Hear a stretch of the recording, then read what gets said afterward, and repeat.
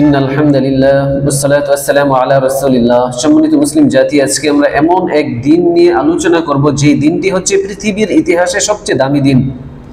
আমরা মুসলিমদের উচিত ছিল এই দিনকে অনেক বেশি কদর করা, অনেক বেশি গুরুত্ব দেয়া, অনেক বেশি ইবাদত করা। কিন্তু আফসোসের বিষয় হচ্ছে এই দিন সম্পর্কে আমরা অনেকেই জানি না, বা এই দিনের ইবাদত কি, এই দিনের গুরুত্ব কি আমরা জানি না। এজন্য আমরা এই দিনকে তেমনভাবে আলোচনাও করি না, তেমনভাবে আমলও করি না। অথচ পৃথিবীর ইতিহাসে সবচেয়ে দামি দিন, সবচেয়ে শ্রেষ্ঠ দিন হচ্ছে এই দিন। আমরা জানি লাইলাতুল কদর, কদরের রাত অনেক দামি রাত। পৃথিবীর ইতিহাসে সবচেয়ে দামি রাত হচ্ছে কদরের রাত। ওইটা রাত হিসাবে শ্রেষ্ঠ, আর এটা দিন হিসাবে পৃথিবীর জন্য সবচেয়ে শ্রেষ্ঠ দিন। তবে কদর দামি হয়েছে কোরআনের জন্য। আর ইয়াউমে আরাফা এমন এক দিন, যেই দিন স্বতন্ত্রভাবে নিজেই খুদ বা খুদ সে দামি, অনেক শ্রেষ্ঠ দিন। শুধু শ্রেষ্ঠ দিন এমন না, ইসলাম পূর্ণাঙ্গের দিন। যেই দিন আল্লাহ রাব্বুল আলামিন ইসলামকে পূর্ণাঙ্গ করেছিলেন এবং ইসলামকে ধর্ম হিসাবে রাজি হয়েছিলেন। এবং এই দিনটা হচ্ছে হজের দিন। এই দিনটা হজের দিন। শুধু তাই না, এই দিন শাহেদ মাশহুদের দিন। এটা ইয়াউমুল হজ্জিল আকবরের দিন, হজ্জে আকবরের দিন। ইহুদিরা এই দিনকে অনেক বেশি আফসোস করত, যদি আমাদের মধ্যে এমন একটা দিন আসতো তাহলে এই দিনকে আমরা ঈদ হিসেবে গ্রহণ করতাম। এটা হচ্ছে ওই দিন, ইহুদিদের আফসোসের ঈদের দিন। সাধারণ কোনো দিন না, হায়াত বৃদ্ধির দিন। আগামী 1 বছর এই দিনে যদি কেউ রোজা রাখে হায়াত বৃদ্ধি পাবে। এটা ওই দিন। শুধু হায়াত বৃদ্ধি এমন না, উত্তম দোয়ার দিন। পৃথিবীর ইতিহাসে সবচেয়ে বেশি দোয়া কবুল করেন এবং সবচেয়ে উত্তম দোয়া হচ্ছে ওই দিনের দোয়া। আল্লাহর গর্বের দিন। আল্লাহ এই দিনে অনেক বেশি ফেরেশতাদেরকে নিয়ে গর্ব করেন যে দেখো আমার বান্দারা কি সুন্দর আমার ইবাদত করছে। শয়তান নারাজের দিন। হাদিসের মধ্যে আছে এই দিন সবচেয়ে বেশি নারাজ হয় শয়তান, অন্য কোনো দিন না। এই দিন সবচেয়ে বেশি নারাজ হয় শয়তান। এটা এমন এক দিন। শুধু তাই না, জাহান্নাম থেকে আল্লাহ রাব্বুল আলামিন সবচেয়ে বেশি মানুষকে মুক্তি দেন এই দিনে। সবচেয়ে বেশি মানুষকে মুক্তি দেন এই দিনে। দ্বিতীয় কোনো দিন না, এই দিনে এত বেশি মানুষ মুক্তি দেন। এই দিনটা এই জন্য আমাদের বাবা, আমাদের মা, আত্মীয় স্বজন, দাদা দাদু, নানা নানু অনেকেই কবরে চলে গেছেন। তাদেরকে যদি আমরা জাহান্নাম থেকে মুক্ত করতে চাই, এই দিনকে অনেক বেশি ইবাদত করা লাগবে। হাদিসের মধ্যে আছে এই দিন আল্লাহ রাব্বুল আলামিন সবচেয়ে বেশি মানুষকে মুক্তি দেন জাহান্নাম থেকে। অন্য কোনো দিন পৃথিবীতে নেই যেই দিন আল্লাহ অনেক বেশি মানুষকে মুক্তি দেন। একমাত্র দিন ইয়াউমে আরাফা, আরাফার দিন। শুধু তাই না, এই দিনে বান্দার চাহিদা মিটান আল্লাহ রাব্বুল আলামিন। বান্দা কি চাই, তার প্রয়োজন কি, সে কি সমস্যায় আছে, ওই সমস্যাগুলো সমাধান করেন এবং তার চাওয়াকে মিটিয়ে দেন এই দিনে। শুধু তাই না, এই দিন আল্লাহর মেহমান হওয়ার দিন। এই দিন আল্লাহ রাব্বুল আলামিনের মেহমান হওয়া যায়, অন্য কোনো দিন না। এই দিন আল্লাহ মেহমান হিসেবে ঘোষণা করেছেন আমাদেরকে, আল্লাহর মেহমানের দিন। শুধু এতটুক না, এই দিন পৃথিবীর ইতিহাসে সবচেয়ে দামি দিন, সবচেয়ে দামি দিন। কিন্তু আজকে আমরা এই দিন সম্পর্কে অনেক বেশি অবহেলিত। এই দিন সম্পর্কে আমরা জানি না। আমরা অন্যান্য রমজানের দিনগুলোকে বা ঈদের দিন অনেক বেশি গুরুত্ব দেই, কিন্তু এই দিনটা চুপি চুপি আমাদের থেকে চলে যায়। আমরা জানি না, আমাদের আফসোস। অনেক দামি দিন।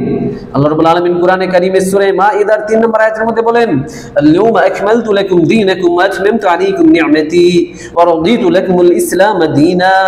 স্মরণ করো ওই দিন যেদিন আমি তোমাদের জন্য আমার নিয়ামতকে পূর্ণাঙ্গ করেছিলাম এবং আমি আমার দিনকে সম্পূর্ণ করেছিলাম এবং ইসলামকে আমি ধর্ম হিসাবে ওই দিন রাজি হয়ে গেছিলাম, মনোনীত করেছিলাম। ওই দিনকে স্মরণ করো। এই দিন সম্পর্কে বুখারী শরীফের 46 নম্বর হাদিসের মধ্যে রাসূল সাল্লাল্লাহু আলাইহি ওয়াসাল্লামের হাদিস, হযরত ওমর রাদিয়াল্লাহু তাআলা আনহু থেকে বর্ণিত। তিনি বলেন, ইহুদিরা আসলো, আন্না রাজুলান মিনাল ইয়াহুদ ক্বালা লাহু ইয়া আমিরাল মুমিনিন আয়াতুন ফি কিতাবিকুম তাকরাউনাহা লাউ আলাইনা মা'শারাল ইয়াহুদ নাযালাত লাত্তাখাযনা যালিকা আল-ইয়াওম ঈদান। হযরত ওমর ইবনে খাত্তাব রাদিয়াল্লাহু তাআলা আনহু কে এক ইহুদি এসে বলছে, ইহুদি পণ্ডিত, হে আমিরুল মুমিনিন, আপনি কি জানেন আপনার কিতাবের মধ্যে এমন এক আয়াত আছে, কোরআনের মধ্যে যে আয়াত আপনারা সব সময় তেলাওয়াত করেন, যদি ওই আয়াত আমরা ইহুদিদের কাছে নাজিল হতো, আমাদের উপর যদি নাজিল হতো, আমরা ওই দিনকে ঈদ হিসেবে গ্রহণ করতাম। এটা হচ্ছে ওই দিন ইয়াউমে আরাফা। শুধু এতটুকু না, আল্লাহ রাব্বুল আলামিন সূরা হজের 28 নম্বর আয়াতের মধ্যে বলেন,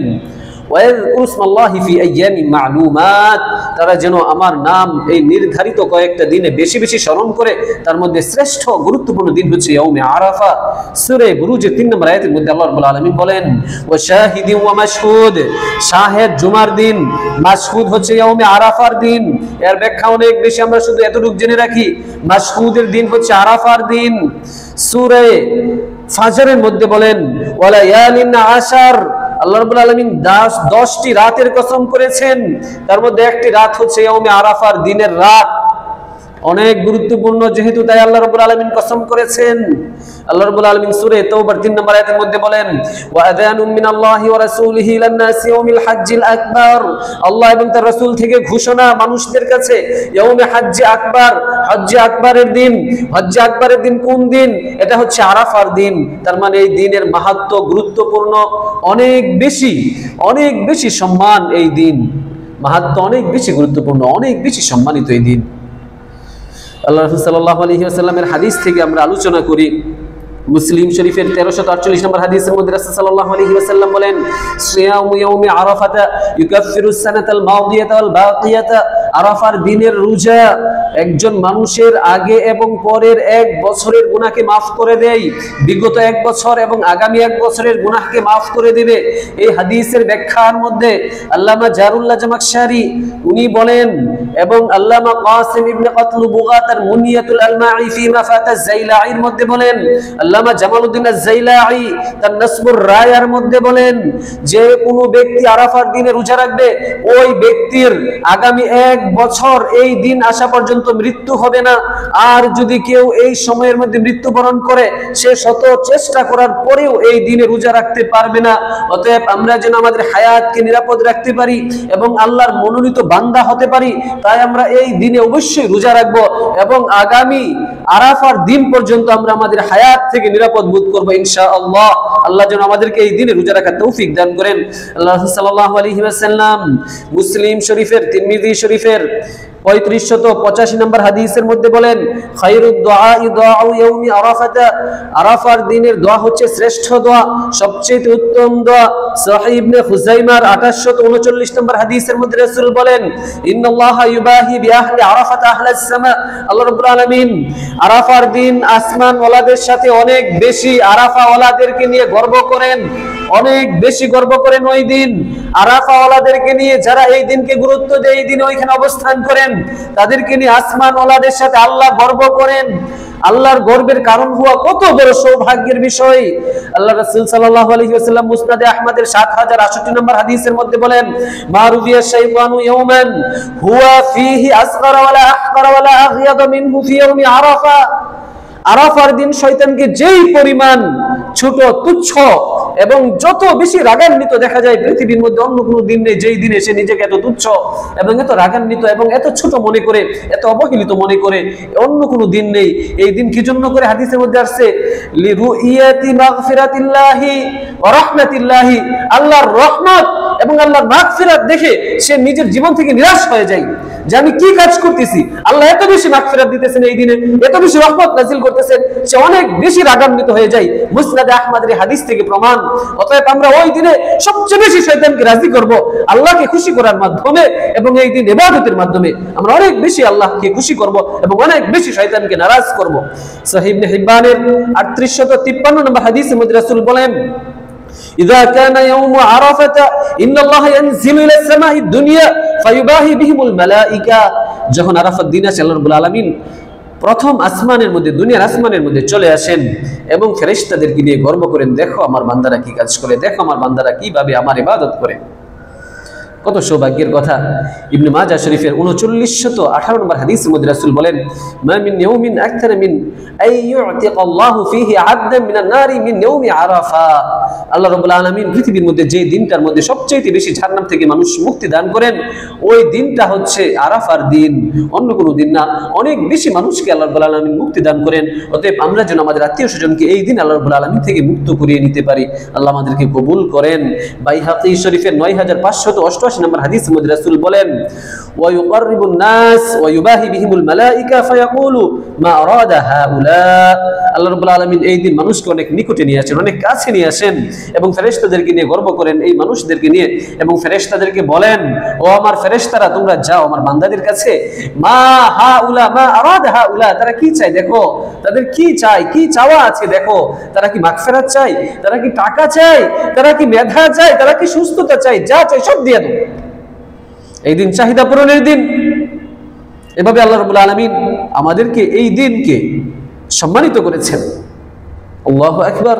মুসনাদে আহমদের 7564 নম্বর হাদিসের মধ্যে রাসূল বলেন আহলু আরাফাত দুয়ুফুল্লাহ, আরাফাওয়ালারা আল্লাহর মেহমান।